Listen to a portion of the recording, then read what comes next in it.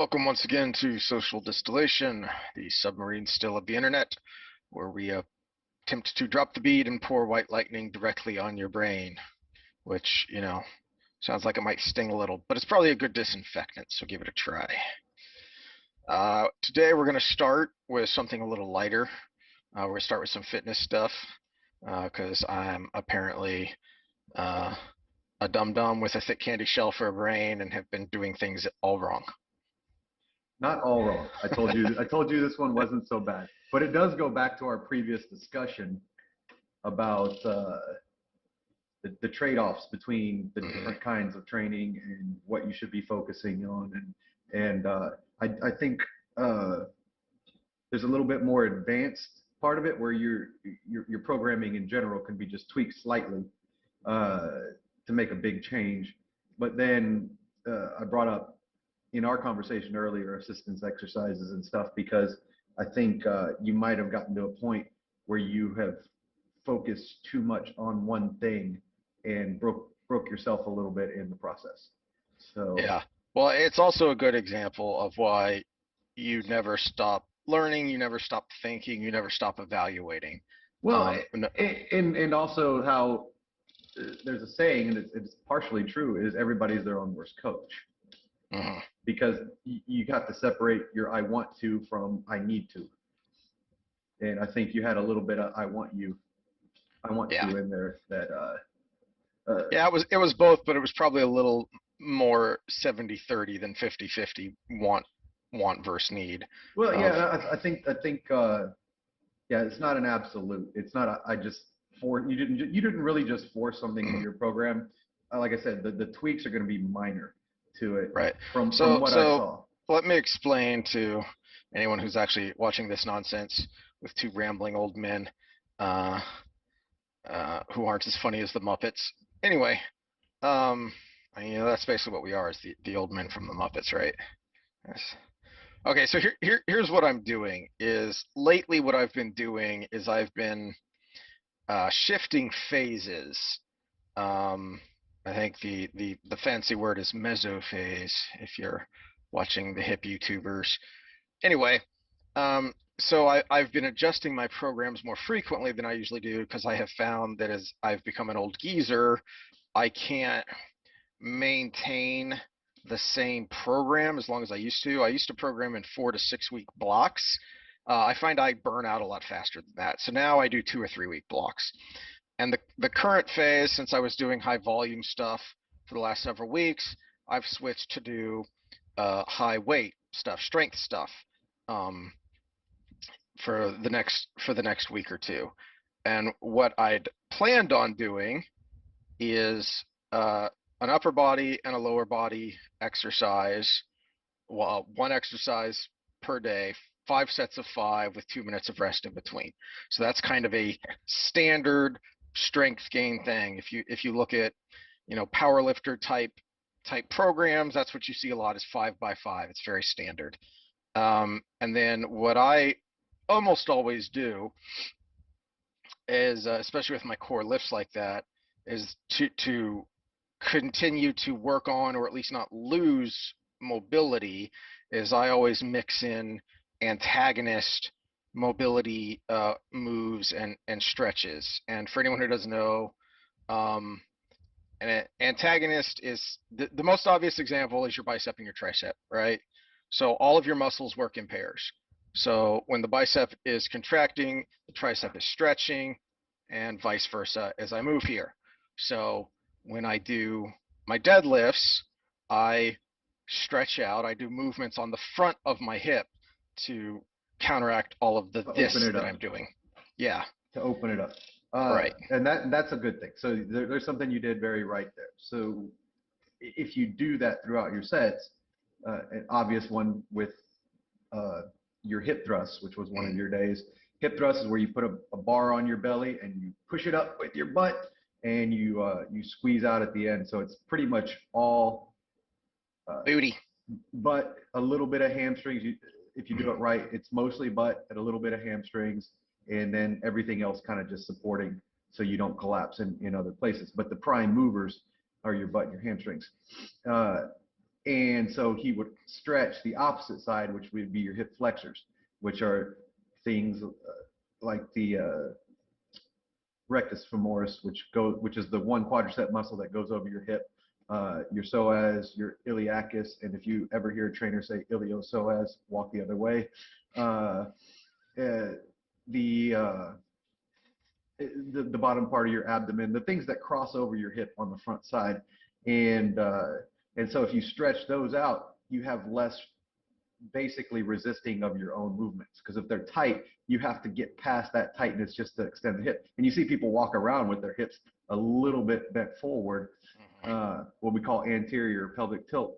But it's basically just, you see them, the butt sticks out and the low back kind of arches a little bit and they can't get out of that position. That's really common too, because we sit a lot and those things Yes. in front get really tight. It's one of the things I was ranting about the other week about the ladies who all want to be Instagram butt models now, so they squat with their butt sticking up in the air and their lower back arching dangerously. And a lot of them walk around like that because we all sit down. So you're already compromised because the front of the hips are really tight, which tends to pull your back up. So it's gonna cause low back pain because your spine is not in proper alignment. Well, we got a social component to that too, because if you got a nice butt, it does look really nice. It's just at a cost. Yes. So what we've got to be able to do is develop a mindset where you can stick your butt out when you want to show it off, but you can walk properly without any pelvic tilt but we're digressing here. So, Yes. so that's something he did good. He's using an antagonist stretch with his movement pattern. And again, I brought up the hip thrust with a hip flexor stretch. That's just an easy one. Another one would be a rowing movement. I believe you had T-bar rows in there. Yeah. A rowing movement, he probably has a pec stretch, which would be the front side. So that way his pecs aren't fighting Yeah. him on the way back, which is again another common one, because I'm sitting right now kind of forward leaning because we're at a computer. And if I reach for my mouse, you see my shoulder come forward just a little bit. So if you sit at a desk all day, that's pretty normal. Mm-hmm. Typing on a keyboard, driving, and we even get a little imbalance with that driving because most of us don't do the two hands on the wheel approach. So those are good things he's doing. The 5x5, I do have a question for you though, because I can't give. So we're working through this. I purposefully started to give advice while we were texting earlier, but I said, you know what? No, let's do this organically, because this is how I would discuss it if I was doing a consult. So one question about the 5x5s is, are you doing 5 sets where you're starting low and ramping up each set, or are you warming up and then doing 5 at your top weight? No, when I do these strength sets, I do 4 to 5 warm-up sets, progressively increasing the weight. 4 to 5, because it depends on the body part and how tight I am and what I need. So like with hip thrusts, I've gotten to where I can do those easier and better with less danger. So I usually only do about 4 warm-up sets as I increase the weight. But like with squats, because my not only are my hips tight, but my hamstrings have always been tight. That takes me a little bit more warm up to get that fluid motion. And then with upper body, I only do 4 instead of 5 just because they fatigue faster. Okay, so we take the squats. You need to warm up a lot. So Mm-hmm. you're doing probably a bar set, uh, one plate on. I don't know how much you do total weight. So what I do with the squats is I usually start with the bar and I'll do 15 reps, and then I'll add some weight and I'll do 12 reps, 10 reps, 8 reps, and then 5 reps, or I'll shift that down when and then once you go get to to the 5x3. 5, that's where you start your 5 sets. No, and then I do one warm-up set of 5, and then I Okay. add my working weight, and that's when I go into my working sets. But your working sets are all the same. Are all your top end load. All 5 sets. For the most part, I will With fine sometimes, tune because adjustments. I try and push myself, to fatigue. So I will sometimes, as the sets progress, I will sometimes take off a little bit of weight, as little weight as possible, to maintain that load and that work level. Okay. So what we have is when we're talking what we do in a given workout, we've got all kinds of variables, and the intensity is how close you get to your 1 rep max. And you can take that with even your sprint work, because it would be how quickly you wear out. The more quickly you wear out, the more intense it is. The less reps you can do with a given weight, the more intense it is. Intensity has nothing to do with how you feel, because if you're not in a position where you're pulling 1 rep that takes forever to get up because you're very well trained as a strength athlete and you're that in tune with your body to create a 1 rep that intense, then you might pull one and not be super out of breath or anything after, but it was still all you can do. So that's still high intensity because it was all you could do. It doesn't matter what you feel. Uh, so what we've got is a situation where he's doing 5 sets at a very high intensity. And so the volume load, which is your sets times reps times weight, is high. And so when I'm analyzing this, we're trying to figure out what's breaking him in this situation and what we can play with. So when it comes to the actual exercises, 6 days in a row, doing a 5x5 volume load scheme, and that's without taking into account the warm-up sets, is going to be a hard thing to recover from, because it's 5 sets at your most intense for those 5 reps. So my first thing, before we even go into the programming, the exercise selection, I would say, well, maybe we need to pick 1 or 2 exercises in the week where you do that, and then the other ones do a ramp up method where you got 1 money set at the end. And so his goal is strength. Okay, so his goal is strength, not muscle damage. So the nervous system is your prime player, and that 1 money set could do it for him, because you still get that the system firing on all levels for that set, and your body still remembers that. So the 5x5 with all of them at a high intensity would be more of a volume scheme. So I would say,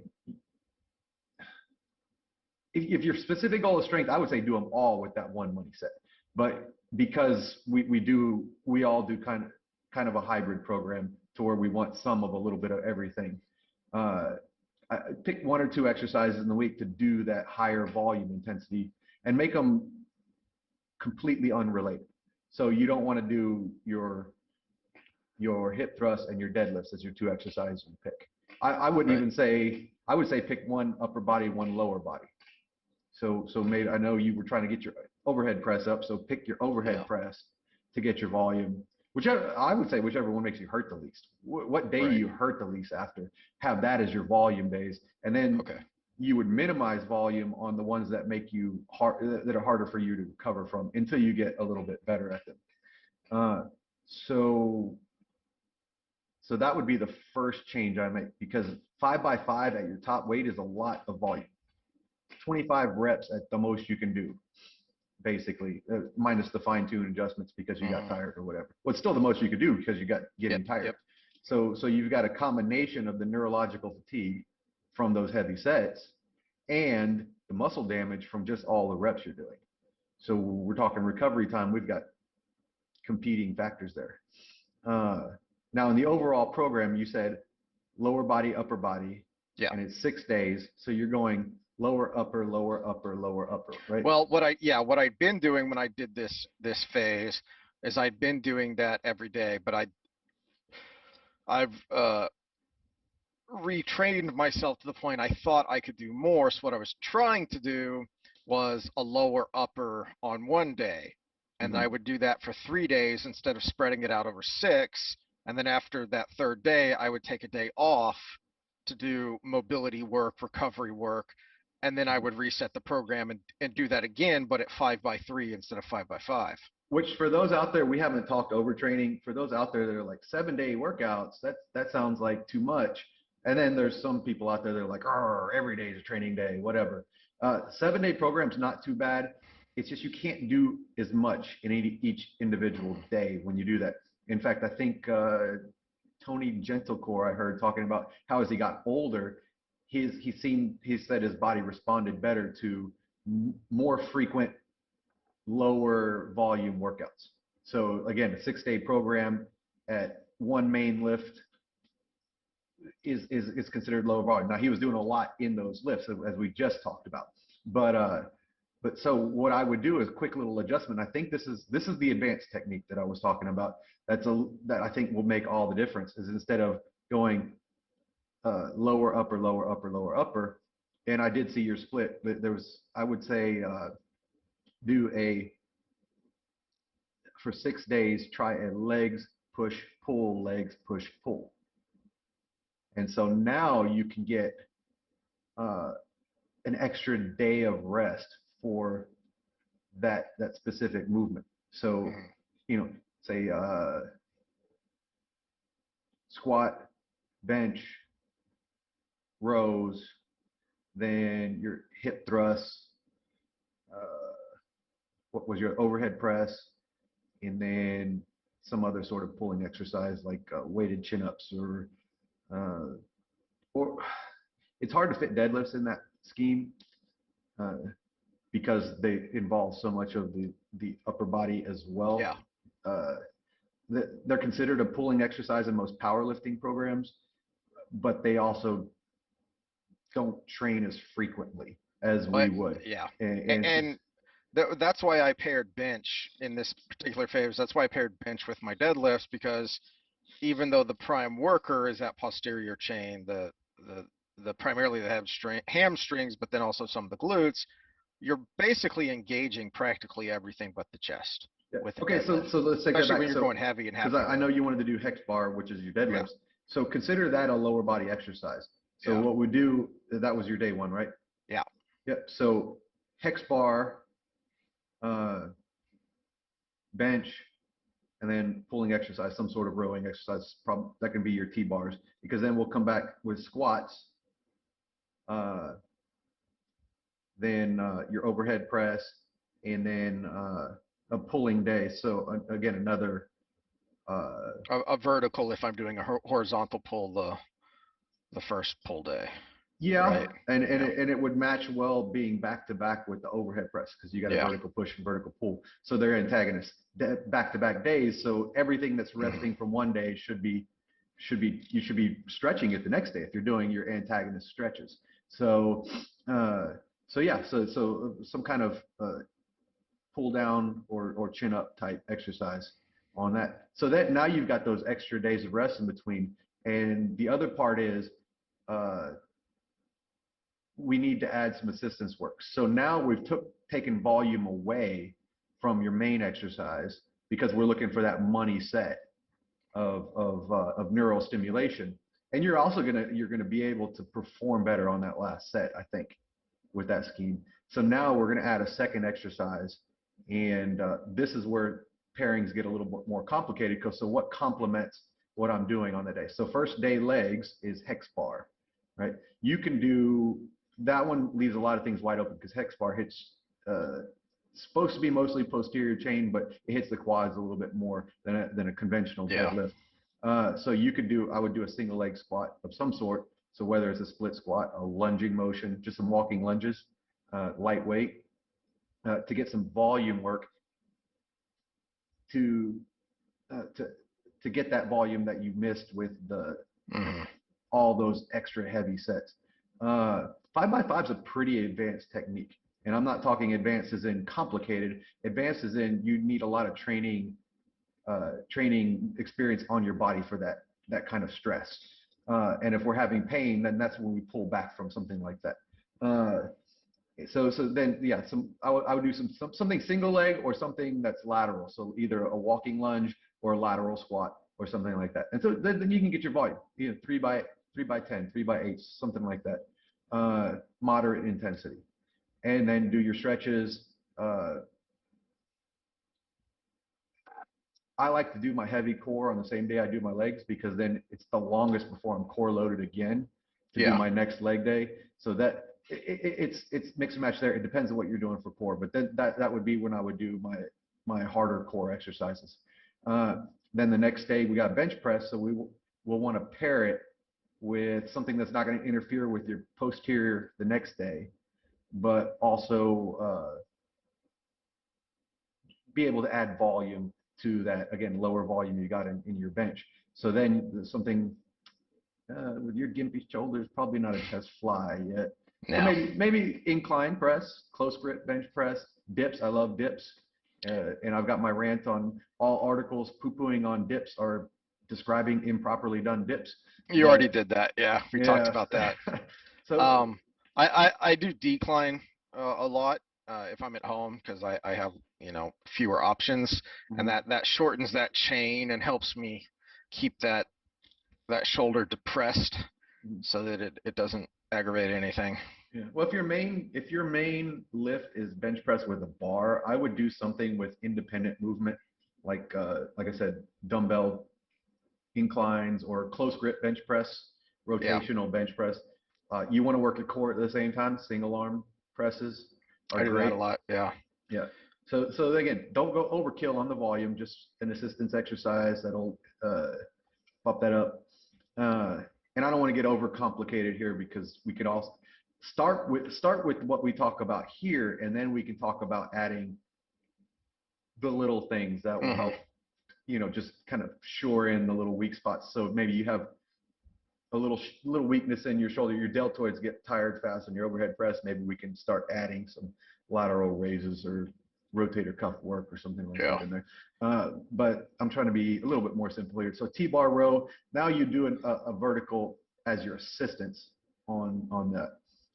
So something like a pullover or straight arm pull downs, reverse, well, reverse fly is not a vertical, but Yeah, I like single arm pullovers if I'm doing, more volume instead of mhm. more weight, because that really helps me concentrate on on making that scap move as well as not shrugging up when Yeah, I'm and I doing like to that. do those on the physio ball, which is Mm. the bouncy exercise ball for people who, for layman's terms, because they allow your shoulder blades to move a lot, whereas a bench they can get locked in place. Yes. And so for a movement where you're going overhead like that, it allows for that So freedom if of you movement. don't have a physio ball, something I'll do sometimes if I'm Go doing spend $20 on a physio ball. If you don't have a physio ball, you're yeah. not trying. Mo and most gyms have one. But another option, uh, if say you have a bad balance or a weak core, so something I've done with people before, just get on the bench and then just scooch over so that that scap Mhm. is hanging in the air, and then you can do that whether it's a press or pullover or whatever, and then that scap can move freely, and you get a little bit of balance because you're having to tense up the core on that side to move, but you've still got that support of the solid bench that's not wiggling around. Yeah, I think that's where I would start, just looking at what you're doing. One of the things I hate to do with programs when I consult with people is to completely throw out what they're already doing. Uh-huh. Because this is where the want to comes in. There's obviously things he wants in there, uh, whether it's to be good at squats or to get the benefit of that high volume load. So what I'm trying to do is take what he already wants and tweak it in a way that the things that were breaking him uh, may be alleviated, but he can still Hmm. get the stimulus he was looking for. That Eh, that's something I had to learn the hard way, and I learned it best when I was coaching youth wrestling. Because when you're trying to teach something as complicated as wrestling to elementary kids, basically everything they do is wrong. But you can't tell them that, or one, you're going to discourage them, and two, you're going to overload their brain. So you've got to try and pick, okay, what are the one or two or three most egregious things they're doing that that would help them the most to tweak. Okay, so let's focus in on this. Just hey, this one thing, do this. Just keep working on this. Keep working on this until they've got that. Then okay, now we can work on something else. And, That's that's the and there's best also an approach. element of uh, now within reason, because there are certain things you should not do. There are certain diets that are crap, but within certain parameters, the best diet is the one you'll follow, and the best exercise program is the one you'll do. Great meta-analysis, and I'd have known you were going to bring that up. I would have had it pulled up, and I don't know if I have it Okay. Well, queued while up you're on while you're bookmark. doing that, um, we've said before that you should ask questions in general, but also in this instance, if I'm trying to approach someone as like a prospective client, I leave very quickly if they just stare at me blankly. If they ask questions, then I'm going to engage with them more and think, okay, I can bring up, hey, would you like some training? Hey, I could do a few things for you, blah blah blah blah. Okay, because they're engaged. So let me lay out my logic for you here and then ask a question. So my logic for the 5x5, even with the warm-up sets, is that the high volume I was doing, and what I usually do is, depending on how I'm feeling, I'll do anywhere from 12 to 20 sets of 12, 12 to 20 sets per muscle group of 8 to 12 reps. Okay? So depending on what the muscle group is and how I'm feeling, um, like when I'm doing quads, I can do less sets that day because those kill me more. But with bench or with chest, since a lot of that is laying down, I'm able to do more because it doesn't aggravate the various broken bits as much. So my thinking was, okay, if I'm doing that much volume on my high volume phases, then 25 reps, even at the high intensity that I'm doing here, shouldn't be a big problem. I should be able to do this and get good quality, high weight, high strength reps. But you're saying that that is high volume. Yeah, it is, again, sets times reps times load. So Okay. multiply all those together, and you get the final end result. But also consider the higher intensity does more muscle damage, typically, so those reps count for more. Okay. Uh, I'm going to have to just, for some reason, I cannot share screen with a PDF. We ran into this before. So I'm Did going to we? screenshot this. So we're not going to be able to go over the whole article, which is good because we tend to go long on time with things. So I'm going to bring up that screenshot just so people can look it up and check my work.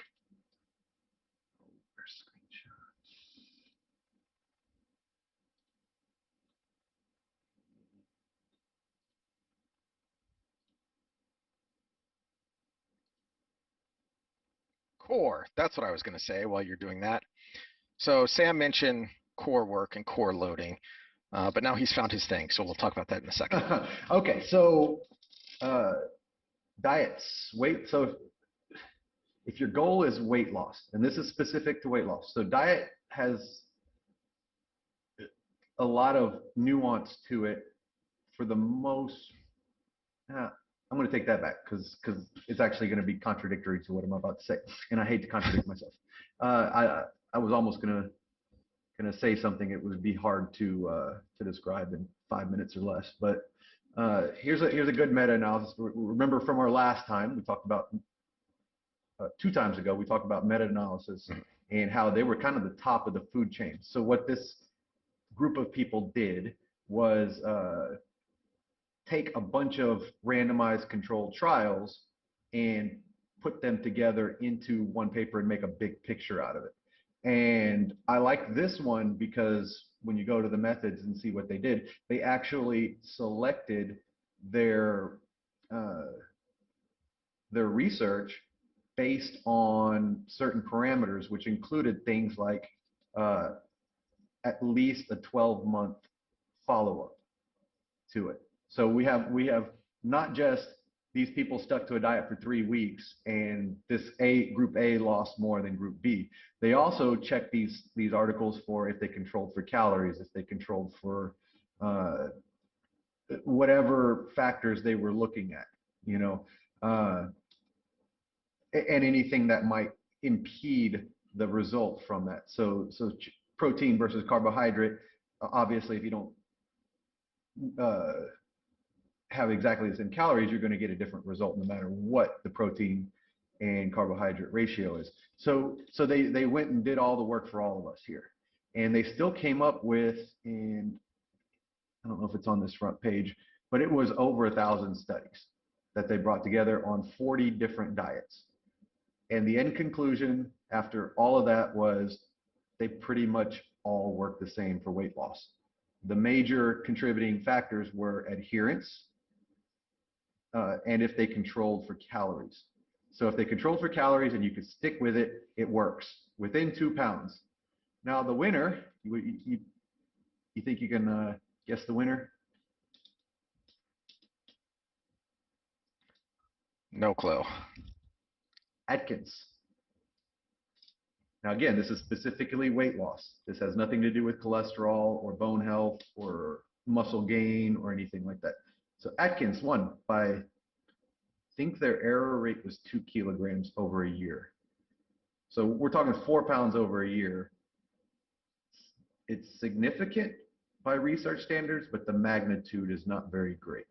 So if your goal is to lose 50 or 100 pounds, what diet can you stick with of the top 40 diets? And that included one of the way down ones, and I took a lot of flack when I brought this up and I was running a gym, was Whole30, because it was the popular one of the time, as in the later years of me actually owning the gym, because of all, it was making its rounds with, especially with the multi-level marketing vitamin industry and stuff.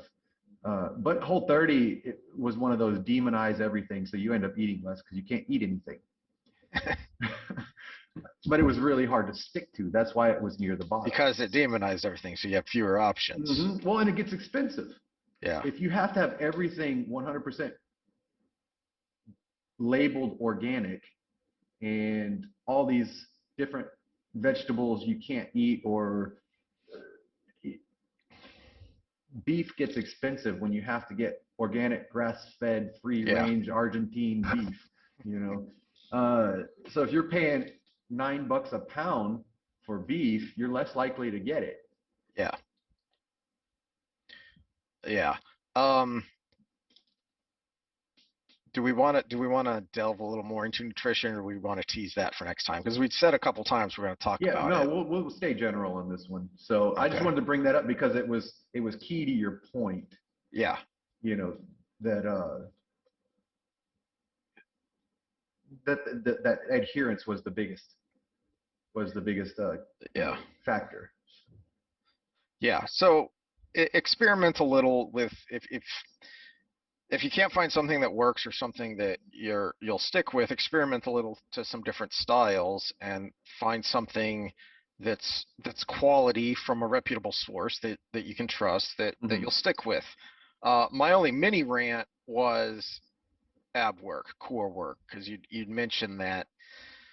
So since you don't go to a box gym and you only see people doing the things you tell them to do, you may not know that the standard girl workout is to do 10 to 20 minutes of ab work first, and it drives me crazy.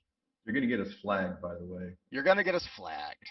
The Okay, girl, you can't say the girl workout. I Heath. know. So, as an aside, there is such a thing as the guy workout, and it's just as dumb, except it accidentally works, but not because guys are smart, just because they're accidentally doing more of the right thing.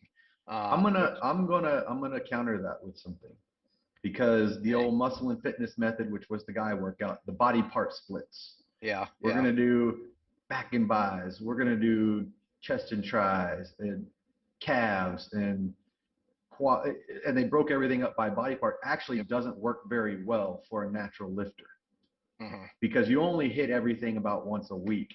yeah, And for natural lifters, what we do know from literature is that it is beneficial to do lower volume in one day and more frequently throughout the week. and it seemed optimal around twice to three times a week Yes. of hitting the same muscle groups for muscle growth. And so that if they're doing the complete body part splits, they're actually shooting themselves in the foot, and any gains are probably short lived because Where they're accidentally right with the guy workout is that at least they're building muscle, well that which that and by they're also trying to get stronger, which leads to some long-term success mhm, because you are able to progressively overload if you yes. continue to get stronger. You don't just, we brought up the pink weight for 50 reps example. Yep. You Yep. get Yep. very Yep. good at lifting a weight for 50 reps, and anything that's endurance based is all about efficiency in your body. And when you become efficient with something, it doesn't benefit you more later. Right. But you still see a lot of dumb stuff there. You see it. So one of the things that is a hallmark of the guy workout to me is you pack on a lot of weight and you do half a rep because then you look cool because you're pushing a lot of weight and you're grunting a lot. You're not doing squat there, bub. And so in that way, it's not very healthy because they're not very kind to their joints and they're doing a lot of things that, like you said, a lot of things that are short-term gains. Anyway, so um, your primary core work should be while you're lifting because the the primary thing that the core does for us is stability. So my person, and you may disagree with this a little bit, but my personal view when it comes to ab work is supplemental. You do what you need to do to finish them off.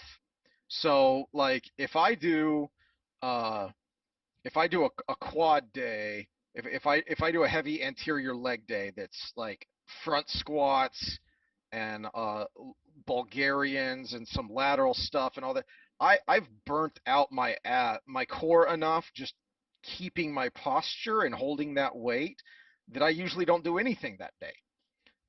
But if I'm doing a chest day that's a lot of sitting down, a lot of laying down, I'm hardly engaging them at all. So I do more because that's what it needs to engage them and work them. And so I Agree, do them at the agree and end. disagree. Agree and Okay. disagree. So supplemental, yes.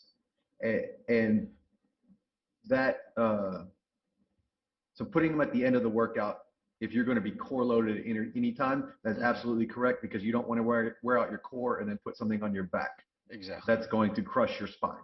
So yes, that is correct. Now the other part becomes a little bit more nuanced because what is your weak point? If I'm doing squats and my core is what's giving out, I do want to hammer that later. And that's where the timing comes in. So like I like to pair it on that 6 day split with my heavy core loaded exercises, which are typically your leg exercises where a bar is on your back or in your hands like a deadlift.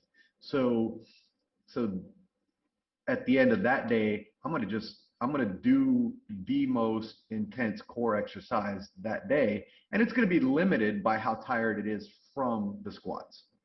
Uh-huh. But now I can go ahead and maximize my gain after that because I know I've got 2 more days of rest before the next time I load my Yeah, spine. no, that's a good point. I'll do that too, depending on what kind of program, what kind of phase I'm in. That's part of that give and take, that push and pull of trying to find that balance um, in what you're doing. And similar to that is, as my fitness level and my health kind of goes up and down and back and forth, I'll do similar things. Like I'll reach a point where what's giving out on my deadlift is my grip. So I will start doing forearm work, extra forearm work to try and get my grip back so that I can do more deads. Show off. With my baseball guys, especially with all my athletes, core strength is important. Uh, and this is one of my favorite progressions right here to work up to the flag because if you can do this and you lower yourself without touching the ground and then go back up nice and slow, then I guarantee you, if you're not hitting your velocity in your pitch, it's not your core. Mhm. If you can do that, core is not the problem. And I try to work all my athletes, and I include all my regular clients as athletes as well, all my fitness clients up to that, because if you can do that, you're you're highly unlikely to hurt your lower back doing almost anything. So yeah, a good intense core program can be a great goal for most people. But the problem is what you're talking about has another variable to it. Is they're not doing intense core. No. Intense, remember, intensity is closeness to 1 rep max. You can do what I was doing there one time for intensity purposes. That's greater than 100 crunches or a 5-minute plank. 5-minute plank's impressive, but I mean, we can all get to that. Well, some of us Some of us. have broken necks, and planks are annoying. Well, you could get there. You just have to take the time to focus on it for a while. What's the world Well, I record do now? different stability things. Over What 6 hours? The world record's over 6 hours now, I think. I would get really bored. I guess Well, if I had my phone there that's the and I mental had a game. really good show on, maybe I could do that for 6 hours. But I The would record's get back in the so U.S. bored. though. Some old Marine. He was an old guy too. Some USA, old Marine. USA. Yeah. It was 80 minutes for like 20 years, and then some little 8-year-old gymnast broke it, and then someone else decided to break it. Was it a And Chinese gymnast? Because that's cheating. no, it was a little gal from Colorado, Okay. and then the Chinese guy came in, and he was Chinese kind of special forces, and he came in and was like 3.5, 4 hours, and then this Marine came in and decided to make it unbreakable. So he just kept going till there was nothing left. And but yeah, that's one of those. It's just like the 4-minute mile. It's unbreakable till someone breaks it. Hmm. But that was pretty cool because it was that way for so long, and then some little 8 or 9-year-old said, "I can do that," and broke it. The best I've seen is 21 minutes, and that was from a 9-year-old because we had a baseball team when I was intern at Velocity, and they were doing planks. Last one to fall wins, and these two kids, neither would go down because the other was still up. And I remember at minute 18, one of them kind of looks up and says, "Am I going to be sore from this?" And I was just like, "You're not even going to be able to laugh for a week without crying." And we had to get the TheraBand rollers out and roll their abs to straighten them out after they finally dropped down. Ow. It was so they're yeah, that might have been past the dose response of beneficial, but it was kind of cool because of the heart that was involved there. Well, that's a good place to end that and go into things that are more annoying and less fun. And we'll tease that next time we talk fitness, we'll talk some diet nutrition stuff some more and go into that in a little more detail because we've kind of talked generally about it and teased it a bit. So we should go into a little more detail next time. Agreed.